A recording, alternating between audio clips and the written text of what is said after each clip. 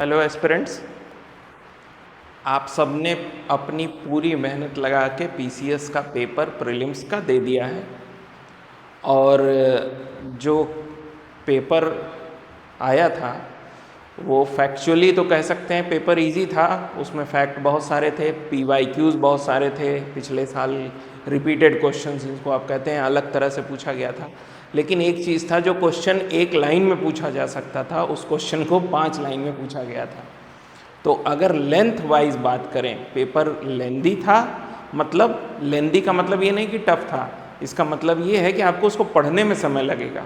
तो time management, अगर आपने कोई क्वेश्चन 4 बार पढ़ा और उसको सॉल्व करने गए तो मतलब आपका लास्ट में एक क्वेश्चन आपने या तो जल्दीबाजी में किया होगा या छूट गया होगा। ये संभावना इसको पेपर में प्रबल थी कि आप पूरा पेपर कंफर्टेबली अटेम्प्ट नहीं कर पाए होंगे, हड़बड़ी में ही किया होगा आपने 150 क्वेश्चन। तो यही एक इस पेपर की प्रॉब्लम थी। और तो पेपर फैक्चुअली बहुत ज़्यादा फैक्ट थे। कुछ करंट के क्वेश्चन ऐसे भी रहे होंगे जो कि छोड़ देने में ही भलाई थी, नहीं करना था उसको, ऐसे था।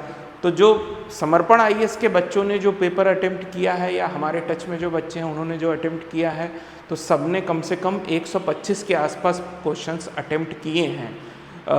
120 से 130 के बीच की रेंज जो है वो अच्छी मानी जा रही है इस पेपर में। और अगर आप कट ऑफ की बात करें तो थोड़ा कम मैं प्रिडिक्ट कर रहा हूँ। मैं कह रहा हूँ कि 86 ±2 जो नेट क्वेश्चंस हैं वो कट ऑफ जाने की उम्मीद है। ये जनरल कैटेगरी की मैं बात कर रहा हूँ, सो एंड सो, उसके हिसाब से आप बाकी कैटेगरीज को एनालिसिस कर सकते हैं।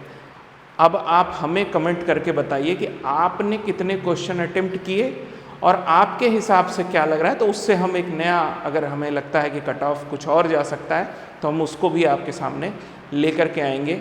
और अब रिलैक्स करिए, क्योंकि पेपर आपने कर दिया, जो होना था वो हो गया। अब आगे आपको बस उसको चेक करना है कि आपने कितना किया। और फिलहाल तो दिवाली आने वाली है, तो पहले उसको सेलिब्रेट करिए, थोड़ा रिलैक्स करिए, फिर आगे पढ़ाई की बातें करते रहेंगे। बहुत बहुत धन्यवाद।